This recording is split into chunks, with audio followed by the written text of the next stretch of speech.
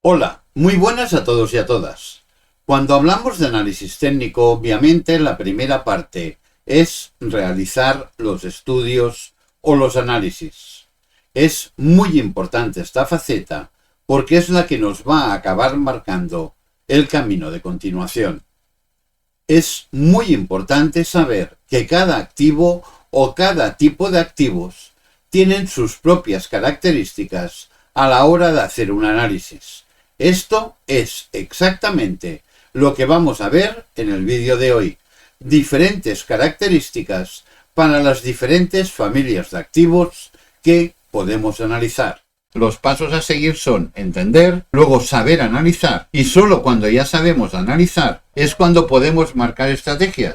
Y cuando tenemos estrategias marcadas, entonces sí es el momento de poder operar. Hasta que no sé analizar y no sé marcar estrategias, teóricamente no debería de operar absolutamente nada. Esto sería lo lógico, no operar absolutamente nada. ¿Por qué? Porque tenéis que ser capaces por vosotros mismos de realizar todos los pasos de una forma correcta. O que al principio lo hago y no me sale bien, como todo en la vida. Cuando aprendes es normal, pero estás ya en plena labor de aprendizaje. Y cuanto más lo hagas, y cuanto más experiencia tengas, y cuanto más miles de veces lo hagas, al final es cuando ya lo sabes hacer bien. Y llegará un momento, que han pasado los años, y que cosas que ahora ni te entran en la cabeza, en aquel momento todo será lo más lógico, lo más normal. Cuando hablamos de analizar, quiero que entendáis que antes de pensar en analizar, tenemos que conocer, comprender mercado, conocer activos y conocer mercado. Vale, cuando yo tengo que analizar un mercado, lo primero que tengo que hacer es saber qué voy a analizar. ¿Qué activo, qué tipo de activo voy a analizar? Si yo voy a analizar un par Forex, me voy a encontrar una situación completamente cíclica. Esto cuesta mucho de entender. ¿Qué ocurrió? Par. Par quiere decir dos. Cuando hablamos de Forex, par, Forex, dos divisas.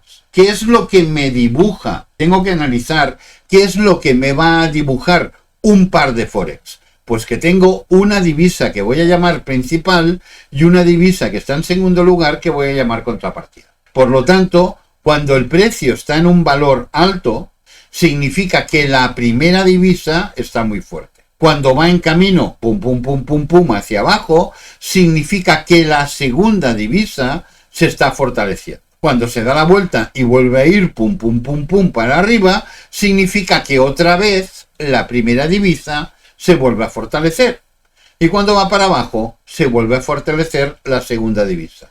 Y para arriba, se vuelve a fortalecer la primera divisa. Año 2008, antes de la subprime, siempre que hablamos de una situación cíclica, dentro de los ciclos, alto, bajo, alto, bajo, alto, bajo, en estos momentos, y posiblemente voy a seguir bajando, pero es igual, estamos viendo que la parte baja sería, entre comillas, la zona de los 0,9, 0,8509, y la parte alta sería la zona de 1,06, 1,045, 1,045, 1,45, es la parte media de este activo, de este par Forex, llamado conocido euro-dólar.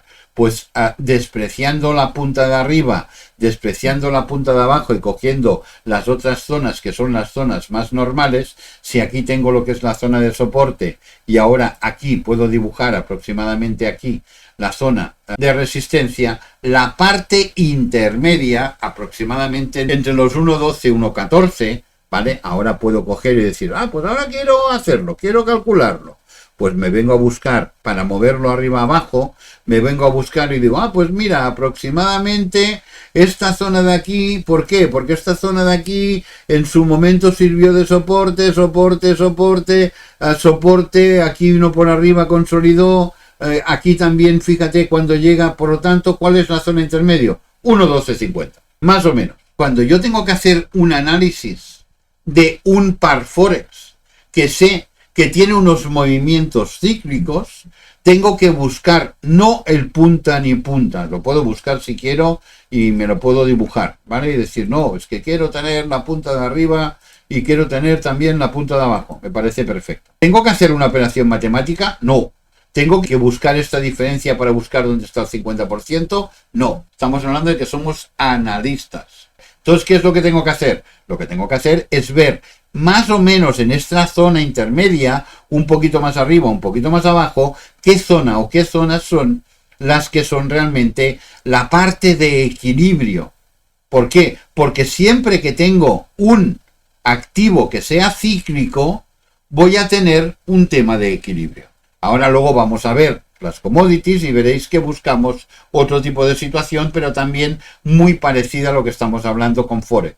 Por lo tanto, ya de entrada, cuando yo voy a hacer un análisis, vamos a tener que analizar los análisis, dependiendo del tipo de activo que yo vaya a analizar, van a ser completamente diferentes. Por lo tanto, yo tengo esta zona de aquí, que para mí es la que más me gusta, pero digo, no, porque puede ser una zona un poquito más amplia. Pues ningún problema, me vengo a buscar aquí y digo, pues, ¿y si cojo la parte superior y la parte inferior por abajo para coger? Porque mira, ves, de esta manera tengo estos mínimos, estos mínimos, estos mínimos, estos mínimos y esta zona de aquí, y por la parte de arriba tengo esta zona de aquí, esta zona de aquí, esta zona de aquí, esta zona de soporte, soporte, soporte. Perfecto, ¿qué hago? Voy a darle un poquito más de tono, voy a sacarle color y lo voy a poner así. ¿Qué es lo que me acabo de hacer? Me acabo de preparar este activo para todo el resto de mi vida. Tan fácil como esto. Yo tengo una zona intermedia que va entre los 1.20 y los 1.05 aproximadamente. Tengo una parte eje central que es el 1.1250, que si me preguntan ¿cuál entiendes que es el eje de este activo? Pues es 1.1250, aproximadamente en la zona del 1.1250 es la parte central. Por encima del 1.1250 entiendo que tengo un fortalecimiento importante del euro. Por debajo del 1.1250 entiendo que tengo un fortalecimiento importante del dólar americano. Manera más simple de verlo, ¿no? Y qué bonita. Ahora, ¿dónde estoy? Claramente por debajo, fortaleciéndose el dólar americano. ¿Desde cuándo? Hay dos fases. Fijaros bien que desde aquí, desde el famoso 1.60, yo tengo una vuelta a la zona de eje, de equilibrio, de los 1.1250, tengo una vuelta, o sea, lo que tengo es un debilitamiento del euro, ayudado ¿por qué? Ayudado por la potencia o el fortalecimiento del dólar. Y este movimiento es el que me hizo bajar a la zona de eje. ¿Qué ha ocurrido? Que el precio se ha quedado consolidando. O sea, lo que parecía ya hace poco una gran bajada que llevamos bajando desde el 2008, cuando lo vemos de esta manera, cuando analizamos el activo de esta manera, las cosas ya se ven de otro color. Aquí se estaba debilitando el euro, pero todavía estábamos por encima de la zona de equilibrio del par. Por lo tanto, aún era mucho más importante el euro que el dólar, todo y llevar ya años y años y años bajando. ¿Vale? Fijaros que cuando llegamos al eje, me quedo dentro de este nuevo cuadrado que he dibujado. Me quedo dentro, ¿por qué? Porque aquí me he estado moviendo en la zona de influencia del eje central y que solo cuando pierda la zona de influencia del eje central voy a tener un nuevo fortalecimiento del dólar, donde el dólar ya va a tener todo el protagonismo. Por lo tanto, no es verdad que desde el 2008 el dólar tenga un amplio protagonismo, ni mucho menos. Lo empieza a tener ahora. Lo tuvo ya aproximadamente aquí en el 2022, cuando ya bajamos a buscar sin tocarla la zona esta de aquí, que fíjate es la zona importante de soporte, no la tocó. Lo que espero es que haya hecho un rebote. ¿Hasta dónde? Anda, hasta la zona del eje, y ahora tengo un rebote, y si me pierde la zona de influencia, clara y obviamente voy a venir a buscar la zona de soporte. Fijaros qué fácil que es, cuando lo tengo todo bien preparado, analizar cualquier tipo de activo. Y estamos en gráfico mensual. No hace falta nada más. En el gráfico mensual es donde vemos todo lo que hay que ver para entender qué está ocurriendo en el mercado, qué está haciendo un activo. Los especuladores están esperando qué ocurre ahora en la corrección actual, a ver cómo es la corrección, y en el siguiente ataque, especuladores de contado, que quieran intentar hacer un movimiento bajista, fijaros, movimiento que dura del 2000 al 2002-2003, prácticamente abril del 2002. O sea, movimiento de giro que dura 2 años, que se me mantiene dentro de la zona. Por lo tanto, ¿qué pienso? Pues pienso quedarme 3 o 4 años, me puedo quedar hasta 3 años dentro con el dólar americano. Y cuando sea el momento, venderé dólar americano para comprar euro, porque a partir de aquel momento el euro se va a fortalecer. Y en el momento que yo cambie el dólar americano y compre euros, como el euro estará muy bajito aquí, voy a poder comprar muchos más euros que los que había vendido. Ya, pero esto es para los inversores. Yo soy trader. Pues si eres trader, tienes que saber dónde estamos y dónde vamos. ¿Y qué más tienes que saber? Que hay una zona que va a generar, sin ningún tipo de duda, muchas dudas del mercado. ¿Por qué? La zona de la paridad. ¿Por qué? Porque aquí técnicamente tenemos la zona del 1.01, 1.016, aproximadamente a 1.01, esta zona de aquí, que es donde tenemos la zona del 61,8% en principio de este movimiento. Imaginaros, estructuralmente, ¿qué ocurre? 1, 2, 3, 4, 5. A nivel de análisis, ¿qué ocurre? No ha llegado a la zona de soporte, en el siguiente impulso llegará. Todo me indica claramente que vengo aquí. ¿Pero qué puede ocurrir? Pues que llegue aquí y que me salga por aquí arriba de los 1.12. Pues si ha llegado a la zona esperable del 61,8 y me viene a hacer una zona de validación estructural, ya tendré claro que no se va a fortalecer más el dólar, y el que se va a fortalecer va a ser el euro para bastantes años por delante. ¡Wow! ¡Qué raro!, ¿no? Todo lo contrario de lo que parece o de la sensación que muchas veces tenemos. Por lo tanto, fijaros, en gráfico mensual, siempre que hagamos un análisis de un par Forex, sea cual sea el par Forex, ¿qué os vais a encontrar? Siempre que entre la libra, os vais a encontrar que la parte izquierda del gráfico tenéis unos extremos muy altos con la libra, en los años 60, 70, 80. Por lo tanto, si hacéis algún tipo de análisis que entre la libra, teniendo en cuenta que el último imperio ha sido el imperio británico con la Commonwealth, que todo el planeta era suyo, ¿qué ocurre? Que en aquellos momentos la libra tenía un altísimo valor, porque era la divisa del planeta, como ahora es el dólar. En aquel momento era la libra inglesa. Entonces, siempre que aparezca la libra, teniendo en cuenta que es el último imperio y que la divisa es lo último que aguantó, olvidaros de las partes altas de aquí, y a partir de los años 80, 85, es cuando cogéis ya el punto de referencia y buscáis cuál es la zona cíclica a partir del año 85, despreciando los movimientos iniciales. En el resto de divisas, todo va a ser como veis en el eurodólar. Análisis con pares Forex, movimientos cíclicos, zona intermedia, técnica, no matemática, técnica, zona intermedia o zona intermedia y eje intermedio. Y la zona intermedia tampoco tiene que ser exactamente un patrón simétrico, ¿eh? Aquí lo que he cogido ha sido las partes bajas y por arriba las partes altas. Esto es cómo se hace un análisis o cómo se inicia un análisis de cualquier par Forex. Vamos a ver ahora el trigo. O cualquiera, ¿eh? Podemos ver el trigo, podemos ver lo que queráis. También lo vamos a ver en gráfico mensual. ¿Qué ocurre? Aquí es diferente. Aquí estamos hablando ahora del trigo, por ejemplo, aquí hay un par de circunstancias. Aquí vemos el trigo. Cuando estoy hablando de un alimento, tenéis que entender y pensar. Un analista es un analista, tiene que analizar. El técnico es solo una parte del análisis. Importante, imprescindible para la operativa, pero antes hay que analizar. Si yo estoy hablando de un alimento, yo estoy hablando de algo que afecta directamente al consumo de la población, directa o indirectamente. ¿Por qué indirectamente? Porque si hablo de maíz, el maíz no se considera de consumo humano, sino de consumo animal. Pero en la ganadería sirve, las explotaciones ganaderas sirven para producir carne que nos acabamos comiendo los humanos. Por lo tanto, tanto de forma directa como de forma indirecta, tenemos que tener en cuenta ya no una zona de equilibrio, sino la zona normal del precio. ¿Qué ocurre? Cuando yo digo la zona normal del precio, tengo que tener en cuenta que hay una cosa que se llaman costos de inflación. O sea, el agricultor que está cultivando trigo, esté cultivando trigo donde esté del mundo, todo y que tenga cada vez tractores mejores que le facilitan más el trabajo, tiene un incremento constante de costos laborales, de maquinaria, de energía,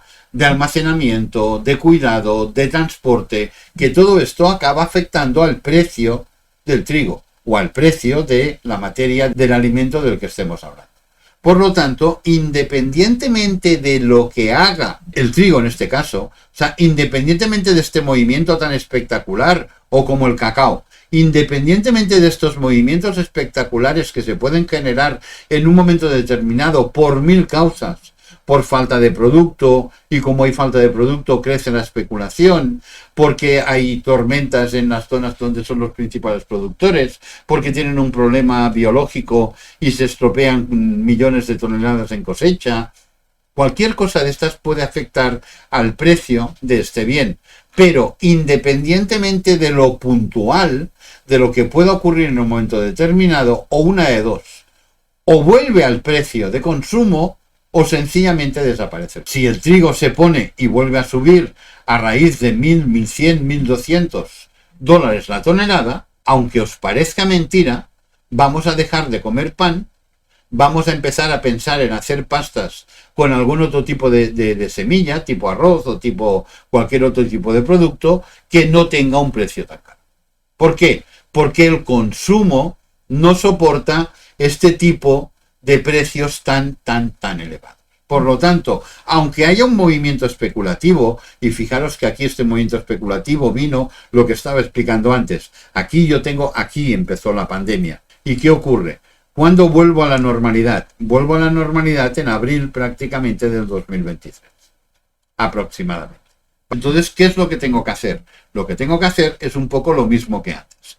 ¿Cuál es el precio medio del trigo? Sobre los 500 dólares la tonelada. ¿Por qué? Porque desde lo que tengo histórico aquí, 14, 15, 16, 17, este era el precio. Para que os hagáis una idea, tengo un incremento, luego tengo un movimiento correctivo, y luego ya por encima del precio anterior tengo una meseta. Y luego vuelvo a tener un nuevo incremento, y vuelvo a tener un nuevo movimiento correctivo, y luego vuelvo a tener una nueva zona de meseta. ¿Qué ocurre? Las zonas de meseta cada vez, o sea, si yo venía por aquí, luego ya me quedo por aquí, luego ya me quedo por aquí, porque es precisamente lo que estaba explicando. Es que todo este tipo de costes inflacionarios al final se tienen que ver repercutidos, obviamente, en el precio del producto, de una forma clara. Por lo tanto, sí que es normal que yo tenga y diga, no, el precio normal para mí del trigo todavía antes de la pandemia eran los 500 dólares por tonelada, cuando no había trigo, que había escasez en todo el mundo, porque sencillamente no dejaban circular los barcos. Esto es hacer un análisis, ¿eh? No os estoy contando ningún cuento, ni ninguna historia. Hacer un análisis es lo que estamos haciendo ahora. Entender el porqué de los movimientos de los mercados. Entonces, claro, como no había barcos que no los dejaban circular, obviamente el poco trigo que se podía consumir, obviamente como había mucha especulación, ¿por qué? Porque había más demanda que la oferta que teníamos en aquel momento en el mercado. ¿Qué ocurrió? Que el precio se disparó.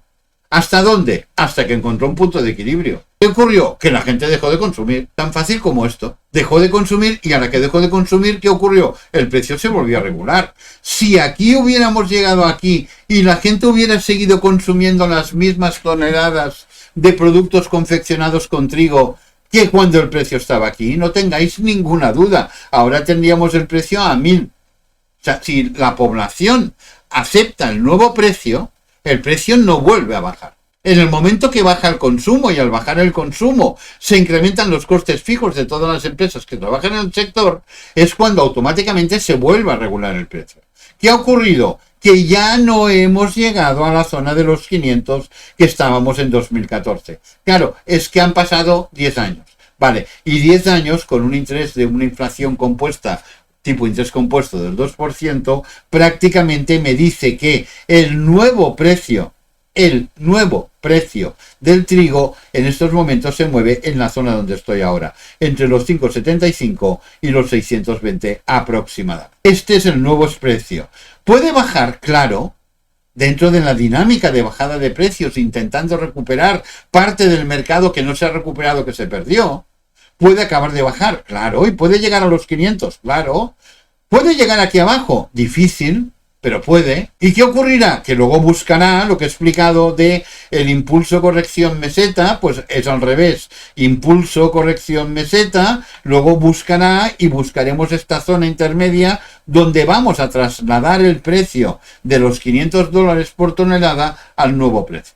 Esto es lo que tenéis que pensar para hacer un análisis, para entender el porqué de esto. Porque si no entendéis todo lo que acabo de explicar, y viene aquí alguien que no tiene ni idea de nada y dice, no, esto es técnico, solo es técnico, mira, pum, esto ha subido, esto es onda 1, esto es onda 2, y ahora nos vamos a 3.000. No, nunca va a llegar este producto a 3.000. Bueno, yo no lo veré, y creo que vosotros tampoco. ¿Por qué motivo? Sencillamente porque va a desaparecer el consumo. Tan fácil como esto. Esto es lo que mueve los mercados. Y esto es lo que quiero que entendáis. ¿Y esto es aplicable a todos los commodities? Casi. ¿Aplicable a lo que se utiliza para hacer el pienso para ganadería? Obviamente sí. Es aplicable a lo que se utiliza para hacer el pienso para ganadería. ¿Por qué? Porque la ganadería se utiliza después como consumo humano. ¿Qué ocurrió cuando a raíz de la pandemia subió el precio de la ternera, del cordero? ¿Qué ocurrió? Que la gente dejó de consumir. ¿Qué ocurrió en el año ya cuando parecía que todo volvía a la normalidad, que ya dejaban otra vez salir de las casas y que la gente parecía que poco a poco iba cogiendo de nuevo la normalidad? Que parecía que le costaba bastante bajar al precio de la ternera y del cordero. ¿Por qué? Bueno, porque los ganaderos habían dicho, bueno, yo ahora quiero este precio, porque yo también lo he pasado mal y ahora tengo que recuperar las pérdidas. ¿Qué ocurrió? Que como no se recuperaba el consumo, al final acabó bajando. ¿Bajó al mismo precio que estaba anteriormente? No, pero bajó de una forma importante. Está también en los mercados y todo se puede ver. Pero hacer un análisis es lo que os estoy explicando. Esto es hacer un análisis. Tener en cuenta lo que estoy analizando. A partir de aquí que tengo el análisis, ahora es cuando entro. Y cuando digo, a nivel técnico, dónde estoy, dónde voy, ha finalizado, no ha finalizado, el siguiente movimiento será por arriba, será por abajo, ¿qué tengo que tener en cuenta? Esto ya es la parte técnica. Lo que es muy importante que entendáis es que antes de llegar a la parte técnica, tenéis que tener muy claro qué es lo que estáis analizando. ¿Qué ocurre si, por ejemplo, es un mineral, vamos a poner el high grade copper, que es el cobre limpio el que se utiliza? Vale. ¿Qué ocurre con el cobre? El cobre es una commodity, sí. ¿Cuál es el precio del cobre? Fijaros bien, el precio del cobre durante muchos años, años 70, hasta prácticamente el 2000, se estuvo moviendo, y esto es importante, también todo es importante, se estuvo moviendo en una zona entre los 4.000 y los 13.000. Veis que estuvimos teniendo impulsos, correcciones dentro de esta zona. Cuando rompió esta zona, que la rompió en el 2005, ¿hasta cuándo? Hasta el 2008, hasta la crisis financiera que también afectó al sector. Hubo un movimiento de gran escalada de precios. ¿Por qué el cobre era más caro? Porque había falta de cobre. Resulta que nos ponemos de golpe y porrazo a fabricar un montón de activos, un montón de placas, un montón de temas electrónicos, donde se necesita cobre, independientemente de la cantidad de cobre que ya se utilizaba en el mercado, pero que también va creciendo. Cada vez hay más líneas de ferroviarias. O sea, tenemos un crecimiento del mercado por encima de lo que las minas de cobre son capaces de proporcionar. Cuando hay más demanda que oferta, tengo una situación de subida de precio. No por volumen de contratación, no por ventas, no, precisamente por la falta de ventas. Hay más demanda, hay más empresas que están necesitando cobre y no hay cobre en el mercado. ¿Qué ocurre? Como no hay cobre en el mercado, el precio del cobre sube. ¿Qué ocurre cuando tengo una situación de crisis financiera? La crisis financiera, lo que ocurrió es que hizo que muchas empresas tuvieran que cerrar. Al haber un cierre prácticamente bancario, no hubo en aquellos momentos renovaciones de pólizas de crédito, ni de situaciones empresariales crediticias, y entonces al no haber renovaciones, muchísimas empresas de todos los sectores, también del cobre, tuvieron que cerrar, pero de todo el escalafón. ¿Qué ocurre cuando cierran las empresas que estaban trabajando con el cobre? O cuando no tienen ventas. Automáticamente sobra cobre. O sea, es un tema de intentar buscar un equilibrio de mercado. Sobra cobre. Y cuando sobra cobre, ¿qué ocurre? Que yo tengo cobre comprado, que he comprado aquí, y como no me dé prisa venderlo, voy a perder muchísimo dinero. Prefiero vender perdiendo un 4, un 5, un 6%, que perder vendiendo un 100%, un 80%, un 70%. Por lo tanto, claro, como aquí, dentro del mercado, siempre que hay movimientos especulativos, siempre aparecen los especuladores, el distribuidor, el que compra para retener, para hacer que no haya cobre en el mercado, para que suba más de precio, para él poder hacer negocio. Cuando hay una caída de este tipo, muchos de estos perdieron muchísimo dinero. ¿Qué ocurrió? El precio del cobre volvió a los mismos niveles prácticamente del año 2000, o del año 2002, 2003, 2004, 2005. ¿Qué ocurrió? Cuando salimos de la situación de pandemia, que todo eran ayudas en el mercado, hubo un nuevo movimiento alcista importante. Y luego, ¿por qué vuelve a bajar? Vuelve a bajar porque desde aquí, que teníamos una gran falta de cobre en los años 2004, 5, 6, 7, hasta aquí, en el año ya 2012, en 5 años, viendo que era un muy buen negocio tener una mina de cobre, muchas empresas mineras se pusieron a buscar yacimientos y explotaciones de cobre y ahora ya tenían mucho más material para poder suministrar en el mercado. Entonces aquí, que no había una situación de crisis, ya la crisis mundial. En España en el 2014 todavía era cuando podías comprar mejor la vivienda, sí, pero la situación de crisis fue 2010, 2011, 2012 prácticamente. Y en el 2013-2014 todo y poder comprar el mejor precio los bienes inmobiliarios ya estábamos saliendo de la crisis. Sin embargo, como había mucho más extracción, hubo una corrección. ¿Qué estoy intentando explicar? Estoy intentando explicar que todos los movimientos que hacen los precios en el mercado tienen una explicación en la vida real y que los tenéis que tener en cuenta. ¿Qué es entonces lo que me da el análisis técnico? El análisis técnico me da, fijaros bien, las zonas donde van a finalizar las correcciones. La zona donde va a finalizar la corrección. La zona donde vuelve a finalizar la corrección. La zona donde va a finalizar el impulso. Esto es lo que yo voy a obtener del análisis técnico. Y proyectando a dónde puedo llegar, a qué zonas puedo ir a buscar. Pero para hacer un análisis de cualquier activo hay que tener una serie de conceptos claros. Por lo tanto, para ser un inversor hay que dedicar horas a pensar, a entender, a estudiar qué mueve los mercados. Cuando ya sé esto ahora, yo ya puedo, sí, claro, a partir de que yo tengo ya zonas marcadas, tengo zona que aquí me hace pullback para bajar aquí y tengo aquí que me hace pullback para subir para arriba, ya me marco esta zona. Es donde luego me viene a buscar y es donde ya lo esperaba. Y cuando proyecto, digo, claro, o acabarás aquí en la cinta azul o si vienes con fuerza me vas a venir a buscar la cuota histórica muy importante. ¿Vale? ¿Y qué ocurre? ¿Se podía quedar en la nueva situación de mercado los precios del cobre aquí? Sí, y se quedaron aquí. Fijaros que aproximadamente hasta el momento de la pandemia, fijaros que el nuevo escalafón, el nuevo precio del cobre, por las nuevas circunstancias del mercado, había pasado aquí de los 4.400 a los 13.000 de los años 70 hasta el año prácticamente 2004, habíamos pasado a tener una nueva zona de precio que era entre los 20.000 y los 30.000. Este era el nuevo precio del cobre. Esta era la nueva situación y aquí era donde prácticamente nos estábamos moviendo. ¿Durante cuánto? Muchos años. 2009, 2010 a 2020. Durante 10 años. ¿Qué ocurre? De nuevo lo mismo.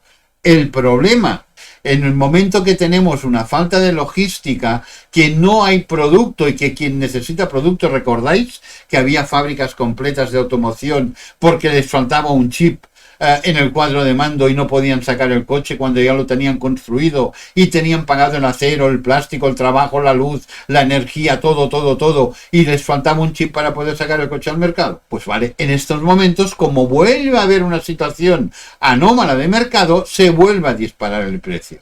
¿Y qué ocurre? ¿Recordáis lo que decía antes? Que si con el pan hubiera mantenido el consumo, la gente nos hubiéramos acostumbrado a comprar la barra de pan normal a 3 o 4 euros y hubiéramos aguantado estos nuevos precios, el precio del trigo ya no hubiera vuelto a bajar, se hubiera quedado en la zona de los $1.200 la tonelada. Pues aquí en el tema del cobre, ¿qué ocurrió? problemas logísticos por un lado, incremento cada vez mayor de crecimiento de la electrónica, sobre todo con la aparición de la inteligencia artificial, que me han subido de nuevo un nuevo escalón.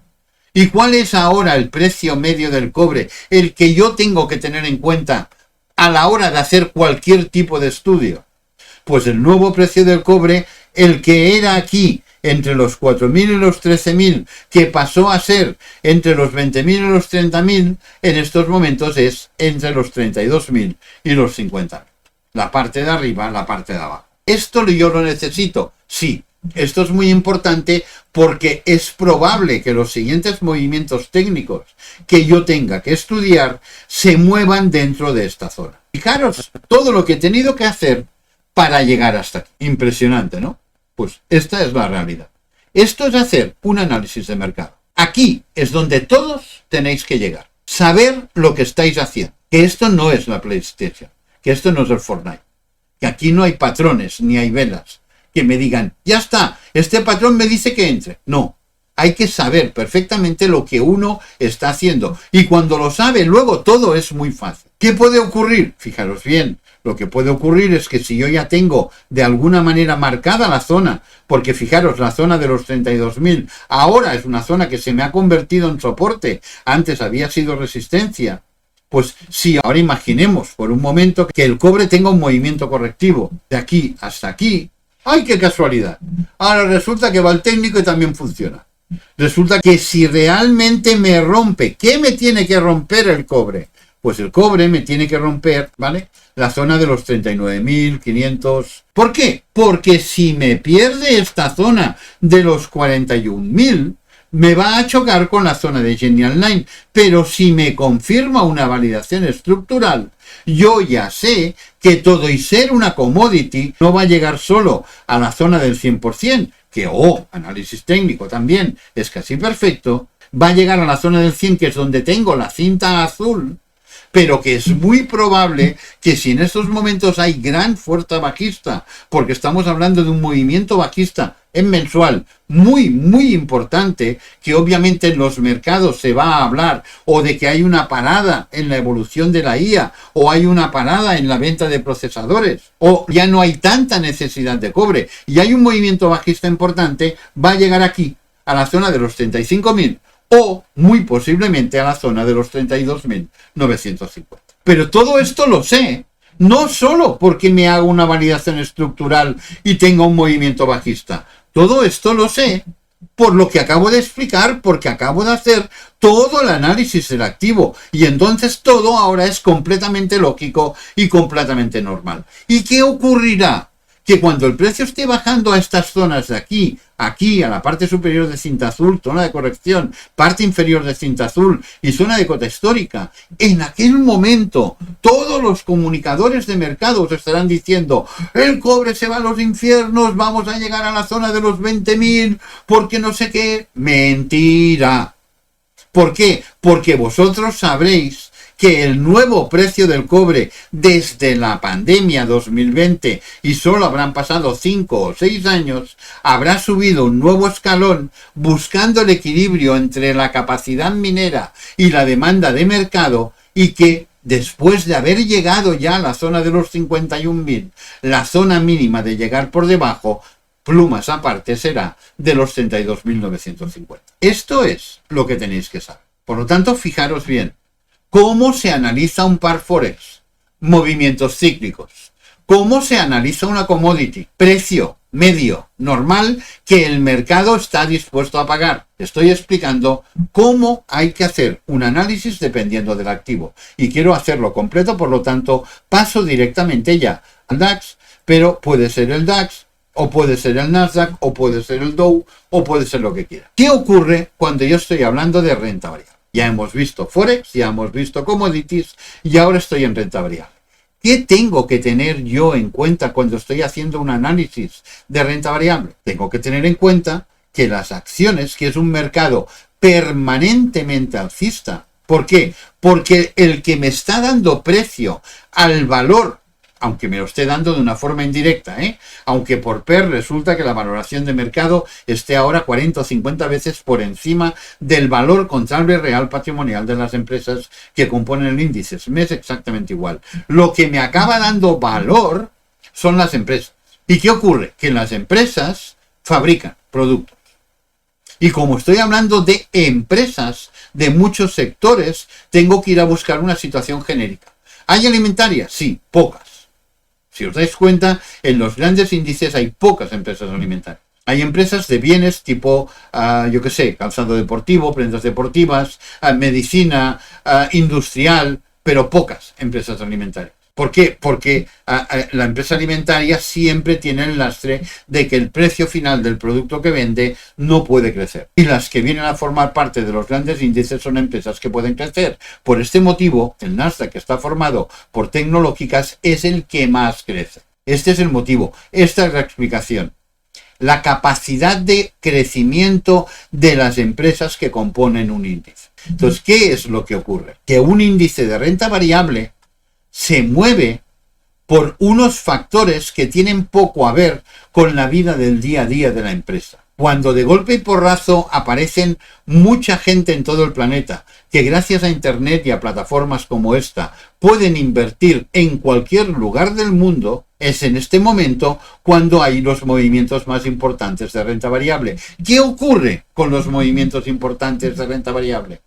Que cada vez el valor de la renta variable, el valor de la acción, la valoración, la capitalización de mercado está más apartada del valor real contable patrimonial que tienen las empresas. Y cuando esto ocurre, es cuando tengo una corrección importante. Cuando aquí me separo mucho del valor real de las empresas, es cuando el inversor dice, cuidado. Cuando el PER es demasiado alto, no es para comprar más. Esta es la estupidez más grande del mundo de la inversión tipo momento. Porque aquí el inversor de verdad, el que de verdad mueve los capitales, automáticamente dice, vamos a dejar descansar. Es el momento de tomar beneficios y ya buscaré una nueva entrada cuando vuelva a estar barato. Y esto es el principio de la bolsa. Esto es el principio de los mercados. Compra barato, vende caro, para volver a comprar barato, para volver a vender caro, para volver a comprar barato, para volver a vender caro, para volver a comprar barato y para ir haciendo este tipo de evolución. ¿Qué ocurre cuando esto se repite demasiadas veces? Lo que ocurre ahora, que el valor de capitalización de mercado está a años luz del valor real que cualquier empresa puede soportar. Y cuando esto ocurre, exactamente igual que cuando llegamos aquí, tuvimos una corrección del 80%. Y cuando llegamos aquí, tuvimos una corrección del 76,4%. Y cuando llegamos aquí, tuvimos una corrección del 68%. Exactamente igual, cuando lleguemos aquí, tendremos una corrección del 70%. ¿Se va a hundir el mundo? No. ¿Va a haber empresas que echen gente a la calle? No. ¿Vamos a tener crisis económica? No. ¿Puede ser que la economía siga creciendo? Sí. ¿Puede ser que la inflación esté controlada? Sí. ¿Puede ser que lleguemos a pleno empleo? Sí. ¿Puede ser que el PIB siga aumentando de una forma muy importante? Sí.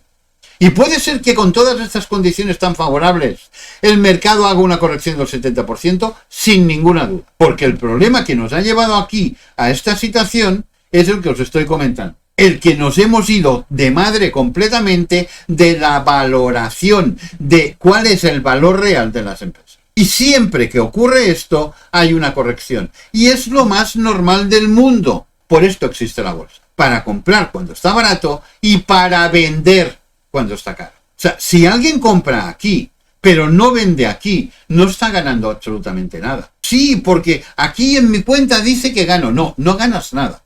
Ganas cuando vendas y saques el dinero. Entonces es cuando ganarás. Por lo tanto, hay que realizar beneficios. Fijaros bien, si yo compro aquí, por ejemplo, una acción a 100 y aquí esta acción va a 200, pero no vendo a 200, cuando vuelve a llegar aquí, la acción vuelve a valer 100 o 90. ¿Qué he ganado yo? Absolutamente nada. No, porque aquí me decía que ganaba 100. Sí, ¿has vendido? No. Pues entonces, ¿qué has ganado? Nada, has hecho el tonto. Llevas con el dinero inmovilizado un montón de años para no ganar absolutamente nada. Por lo tanto, esto es lo que tenéis que entender de la renta variable. Que cuando sube hay que vender.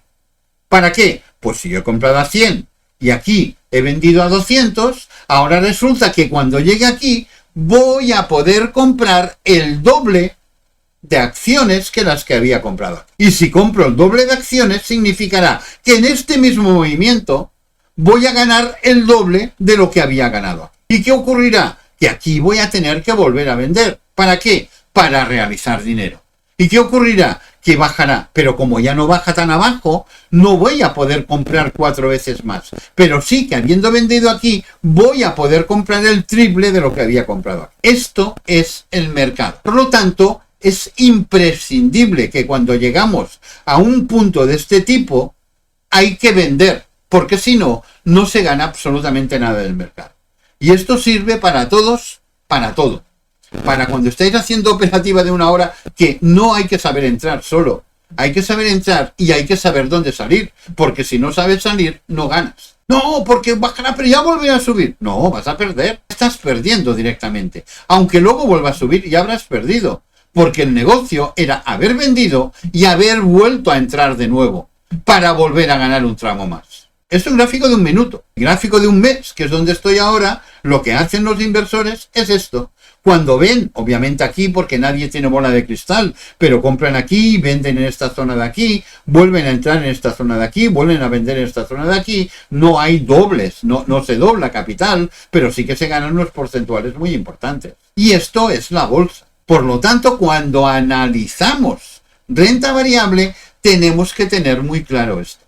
Que el concepto de impulso corrección que sirve para todos los mercados, donde más claro es en la renta variable. Como resulta que la renta variable es la más especulativa de todas, el concepto impulso corrección en renta variable es esencial. Independientemente de la situación estructural, independientemente de saber proyectar, independientemente de buscar la zona donde puede acabar, etcétera, etcétera, etcétera, etcétera. Y todos los etcéteras del mundo, como aquí estamos hablando de especulación pura, mucho más que en Forex, mucho más que en las commodities, el concepto precisamente de impulso corrección es de vital importancia. Por lo tanto, siempre que yo analizo, tengo que tener muy claro este concepto. Yo puedo proyectar zonas donde acaba, pero para analizar la proyección me sirve de poco. ¿Por qué? Porque si no tengo una situación clara para salir, yo no voy a salir. Si ahora yo solo miro mensual y soy un inversor de largo plazo, y ahora, por ejemplo, este mes, diciembre, me acaba en rojo, y el mes que viene también me acaba en rojo, y me acaba aquí, ya no hace falta ni que me haga un envolvente bajista. Solo con que me acabe en rojo dentro de la misma zona, obviamente que yo ya voy a salir del mercado. Ya no voy a esperar nada más. Pero si soy un inversor de largo plazo, o estoy dentro desde la pandemia, o estoy dentro desde octubre del 22. Por lo tanto, quiere decir que ya he hecho unos grandes tramos. Si soy un inversor de largo plazo. Pero este sería el momento de buscar realmente el punto de salida. O en el momento que empiece a perder zonas importantes. Si ya rompe la zona de corrección de mensual, si pierdo la zona de los 18.000, seguro que ya habrá finalizado este movimiento. ¿Habrá finalizado la gran estructura? Bueno, esta será otra. Por esto no hay ninguna prisa. Ninguna. Y por esto las zonas de giro, quiero que entendáis que son tan complicadas de operar. ¿Por qué? Porque en la zona que estamos ahora ya, todavía operando los últimos impulsos alcistas como los de la semana pasada, en renta variable europea, no en renta variable americana, ¿vale? Pero independientemente de este motivo, hasta el momento en que yo tenga, bajando ya de gráfico, hasta que tenga una situación clara de que pierdo la Genial Line 18.660, por lo tanto, si pierdo la Genial Line quiere decir que voy a venir a buscar ya los 17.000 y vuelvo a subir en pullback a la zona de la Genial Line, que en aquel momento estará en la zona de los 18.7 aproximadamente, y vuelvo a salir hacia abajo. Hasta este momento, fijaros bien, la zona que yo ya definí a principios de año como zona de giro, no estamos ni en la mitad. Hemos llegado ya dentro de la zona de giro, Fijaros qué diferencia operar estas zonas de aquí con operar toda esta zona de aquí. Ahora hemos hecho este último impulso final, después de la última corrección que ya fue menor que la anterior. Claramente estamos haciendo los últimos movimientos y cuando finalicen los últimos movimientos, ¿qué ocurrirá? No ocurrirá nada. Seguiremos sin poder operar. Seguiremos bajando aquí, de nuevo rebotando, volviendo a subir. A todo el mundo le parecerá, incluso seguramente lo vamos a operar como impulso, porque el mercado pensará, creará que va a nuevos máximos y no será así.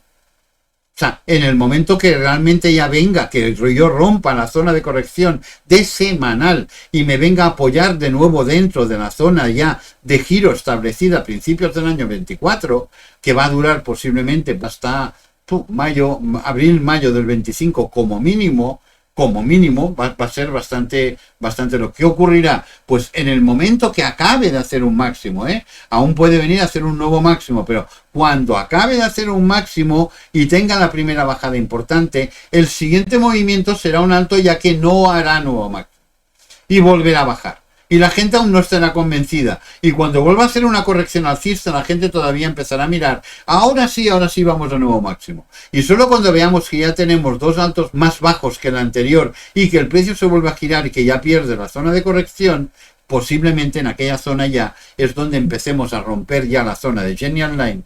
Y solo cuando tenga un movimiento pullback y continuación en semanal, que cada vela es una semana, por lo tanto son meses. Desde que lleguemos aquí hasta que podamos empezar a operar son meses, vamos a seguir dentro de la zona de giro completamente inoperable o completamente irrentable. Porque la semana pasada pudimos operar y operamos y ganamos dinero. Todo esto es hacer análisis. Pero para hacer análisis hay que conocer que precisamente la renta variable, que es tan puramente especulativa, que tengo unos valores.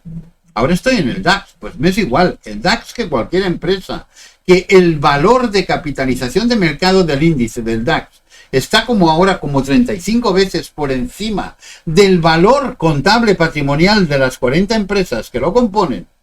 Obviamente que no va a ocurrir nada. Las empresas es más, Alemania posiblemente saldrá de recesión y el DAX estará cayendo en picado durante años. Y no ocurre nada. Esto es mercado. Para entender qué es mercado tenéis que entender el por qué, cómo funciona, cuál es el motivo de que esto pueda ocurrir. Que no ocurre absolutamente nada. Por lo tanto tenéis que ser ya inversores, tenéis que tener ya mentalidad, capacidad, conocer, saber el por qué ocurren las cosas. ¿Es normal que esto corrija un 70%? Es completamente normal. Y cuando corrija un 70%, todavía el DAX posiblemente todavía estará 7, 8 o 10 veces el PER. O sea, por encima del valor contable y patrimonial después de haber perdido un 60-70%. Por lo tanto, es completamente normal que las empresas sigan pagando dividendos. Es completamente normal que las empresas sigan creciendo.